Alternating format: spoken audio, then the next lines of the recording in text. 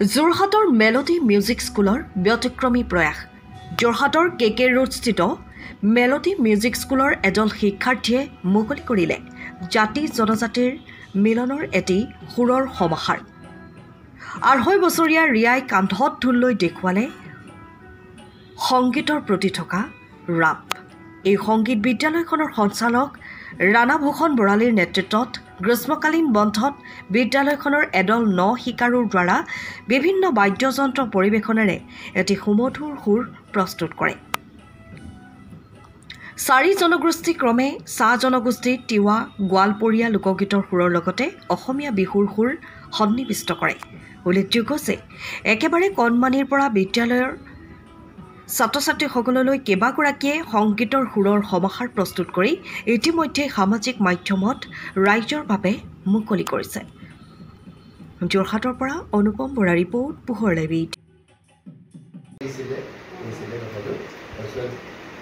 আমি চিন্তা কৰি চালোঁ ল'ৰা ছোৱালীখিনি শিকাই বুজাই কৰিছোঁ।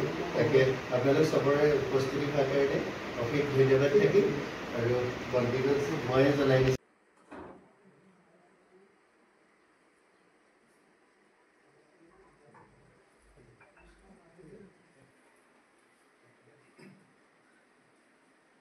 অকণমান মই ফিউজনটোৰ পৰা আমাৰ ফক কালচাৰ 4টা আমি ফক কালচাৰ একেলগে আমি আচলতে এড কৰিছোঁ।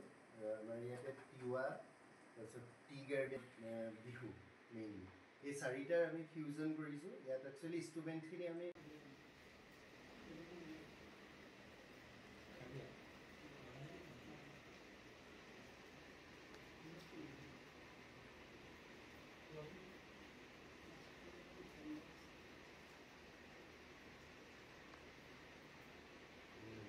যেহেতু আমাৰ এতিয়া সকলোৱে গম পাইছে, এতিয়া আমাৰ আচলতে গৰম বন্ধ চলি আছিলে, সেইকাৰণে আমাৰ মেলোডি মিউজিক স্কুলৰ ফালৰ পৰা আমি এনেকৈ সিদ্ধান্ত এটা ল'লোঁ যে আমি কিবা এটা কৰিব লাগিব। তাৰ কাৰণে আমি আচলতে এইটোকে এটা প্ৰজেক্ট হিচাপত আমি কৰিলোঁ আৰু এইখিনি গোটেইখিনি শিকাৰো হয়। আচলতে ইয়াত কিবা কিবি ভুল ভ্ৰান্তি হ'লেও আপোনালোকে শুধৰাই ল'ব আৰু আগলৈকেও আমি এনেকেই আগবাঢ়ি যাব লাগিব। কিন্তু তেওঁলোকে যথেষ্ট, মই ভাবোঁ যথেষ্টখিনি ভালকেই কৰিছে আৰু আপোনালোকে গোটেই এইটো যেতিয়া আপোনালোকে চাব তেতিয়া আপোনালোকে গম পাব। আৰু ইয়াতে আমি আমাৰ যিখিনি আমাৰ অসমৰ যিখিনি কালচাৰ, আমি 4টা জনগোষ্ঠীয় আমি কালচাৰত মানে অকণমান টাষ্ট আমি দিবলৈ চাইছোঁ। ইয়াতে আপোনাৰ চাহ জনগোষ্ঠীয় কালচাৰটোও লৈছোঁ, তাৰপিছত গোৱালপৰীয়া, তাৰপিছত আপোনাৰ তিৱা যিটো আমাৰ ট্ৰেডিশ্যনেল ফক, আৰু আমাৰ নিজৰ একদম প্ৰিয় বিহু আছে। বিহুত আমাৰ অনুষ্ঠানটো সামৰণি হৈছে আৰু এইটো এটা আমাৰ এটা প্ৰচেষ্টা যে ইহঁতেও যিখিনি ল'ৰা ছোৱালীখিনিয়ে যিখিনি শিকি আছে এতিয়া নতুনকৈ, ল'ৰা ছোৱালীখিনিও আমাৰ কালচাৰটো অকণমান শিকক আৰু ফক কালচাৰটো যিহেতু জানিব লাগে। আৰু আমি সেইকাৰণে আমি ইয়াত ৱেষ্টাৰ্ণ ইনষ্ট্ৰুমেণ্ট আৰু আমাৰ যিখিনি আমাৰ থলুৱা বাদ্যও আমি ইয়াত ব্যৱহাৰ কৰিছোঁ। আৰু ইয়াত আপোনাৰ ঢোল বজাইছিলে আৰু তালো বজাইছিলে, তাৰপিছত বেছ গীটাৰ, লিড গীটাৰ আৰু আপোনাৰ কীবৰ্ড বজাইছিলে। ইয়াতে আপোনাৰ অকল আজি আমাৰ মাজত এতিয়া কীবৰ্ড বজোৱা আৰু গীটাৰ বজোৱা ষ্টুডেণ্ট দুজন আছে। বাকীকেইজন আচলতে এতিয়া মই যে কৈছিলোঁ মানে বন্ধ চলি আছে, সেইটো কাৰণে আচলতে অকণমান ফুৰিবৰ কাৰণে গৈছে। আৰু এই গানটো আমাৰ মিউজিক স্কুলৰে এটা ইউটিউব চেনেল আছে, নামটো হৈছে ৰাণাভূষণ।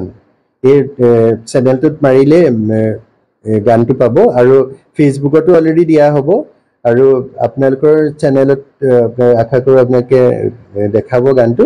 আৰু মেইনলি ইউটিউব চেনেলত আমি আজিৰ পৰা গানটো উপলব্ধি হ'ব। এনেকৈ শিকি আৰু বজাই থাকিব মন যাব আৰু যিটো অসমৰ বেলেগ বেলেগ কালচাৰ পাইছোঁ সেইটো বনাওঁতে বহুত ভাল লাগে। সেইটো আৰু বজাই থাকিম এনেকৈ সকলো এনেকৈ দেখে বাহিৰত য'ত অসমৰ কালচাৰ নামানে সেইবিলাকক দেখাব পাৰিম কি অসমত কি কি বস্তু আছে, কেনেকৈ সেইবিলাক বজাই এনেকৈ দেখাব মন যায়। সেইটো আমি বেছি 1 সপ্তাহ আগৰ পৰা বজাৰ ষ্টাৰ্ট কৰিছিলোঁ। তাৰ বজাওঁতে ইমান ভাল হ'ল বুলি ভাবিছোঁ। আৰু গীটাৰ এতিয়া 3 বছৰ হ'ল। আমাৰ নিজৰ কালচাৰটো বাহিৰত দেখাব সপোন আছে।